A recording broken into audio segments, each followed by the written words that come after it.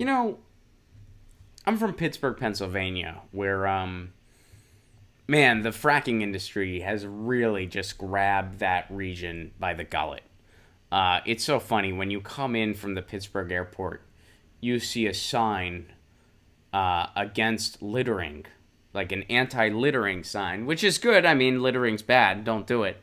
But there's an anti-littering sign when you're driving into the city from the Pittsburgh airport, and that anti-littering sign is sponsored by Range Resources. Range Resources. Range Resources having an anti-littering sign is like Harvey Weinstein doing a campaign against catcalling. That's absolutely ridiculous. And the oil companies have really become part of the way of life in that region. That's the home of the Marcellus Shale, where a lot of fracking is going on. And people have been sold this bill of goods that fracking is essential for our energy needs, and it's a great economic opportunity, even though the economic opportunity is just some part-time jobs that eventually go away. It destroys the environment, it destroys the land, and all that energy isn't even staying domestic. It's being shipped to other parts of the world anyway, so it does not benefit any of the people of this country in the United States whatsoever. It just benefits a handful of CEOs. And turns out, it's not necessary production at all, something we already knew. But here's an interesting testimony from an unlikely source. A former shale gas CEO says the fracking revolution has been a disaster for drillers and investors. Even those profiting off of this, it's still a disaster. And this, by the way, this article doesn't even touch upon the environmental consequences, which is still the greatest cost. So let's see what's really going on. Former Shell CEO Steve Schlotterbeck, who led drilling company EQT as it expanded to become the nation's largest producer of natural gas in 2017, arrived at a petrochemical industry conference in Pittsburgh Friday morning with a blunt message about shale gas drilling and fracking. Here's what he has to say.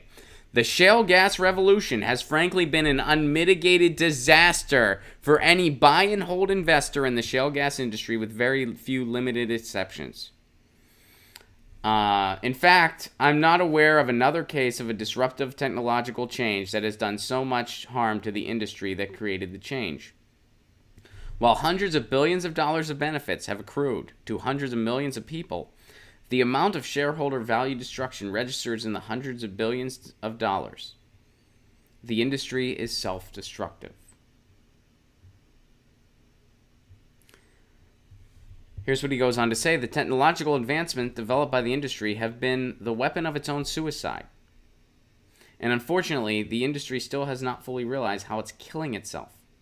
Since 2015, there's been 172 E&P company bankruptcies involving nearly $100 billion of debt.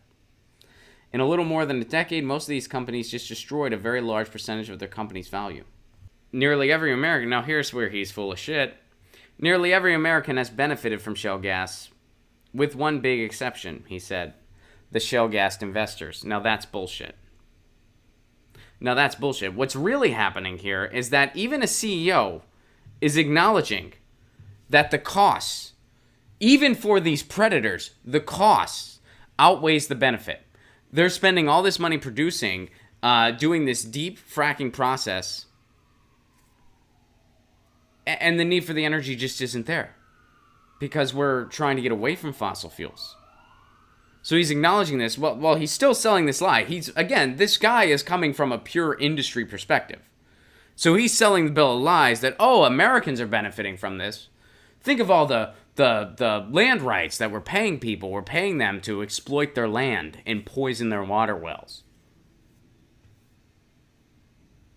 So he's saying that Americans are benefiting from this. That's not true. There have been tons of economic studies out there. It depletes the value of people's lands. What they get paid off is pennies in regards to what they should be getting paid for something like that. The environmental destruction is immeasurable. The jobs are temporary and eventually go away. And again, the environmental consequences are dire. They're brutal. So this is not benefiting America. Oh, and none of the energy is staying here, by the way. None of it's staying here. It's all shipped to other places. and there's not a big enough demand for it. So even these CEOs and these predators, the environmental predators, even they're losing. Most of them, not all of them. There's still some at the top padding their pockets. So there is no economic benefit to fracking. There is certainly no environmental benefit to fracking. Why are we doing it? There's still a few oil CEOs getting rich, but there's even less than we realize. And even a CEO is realizing, a shale CEO realizes it. He doesn't realize any, I mean, think about all of those things he brought up. The industry's killing itself. They're overproducing. There's no demand. They're losing money, hand over fist. He didn't even touch upon the environmental consequences because he's not even cognizant of that. He thinks that it's benefiting the American people. He actually thinks the poor CEOs are losing out. They're the only ones losing out. So this guy just gave an amazing sales pitch for why fracking shouldn't even happen strictly from an economic standpoint. Didn't even touch on the environmental consequences. Didn't even touch on how it's exploiting people and exploiting their land. Because he's not even cognizant of that part. And he still gave a damn good reason why we should not be fracking.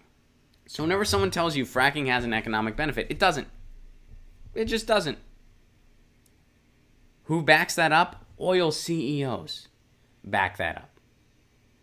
So even when you look at it from the perspective of money, money, money, still no reason why we should be doing it. This guy doesn't even touch upon the environmental consequences because he's not aware of them.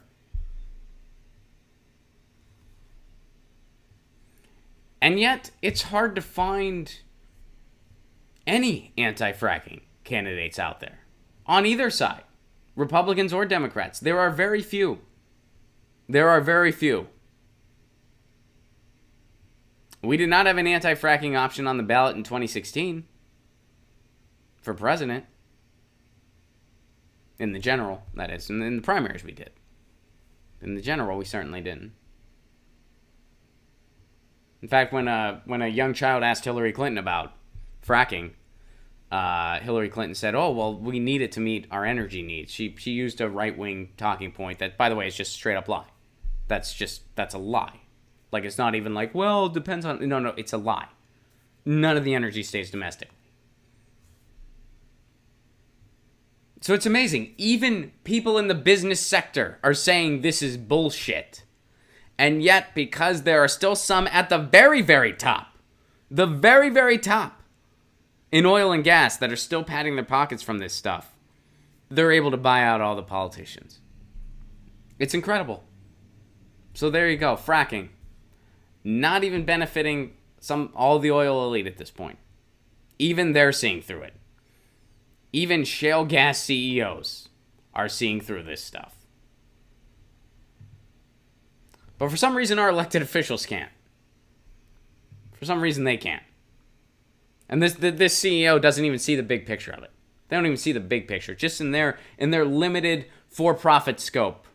Even through that scope, they know it's bullshit. Amazing.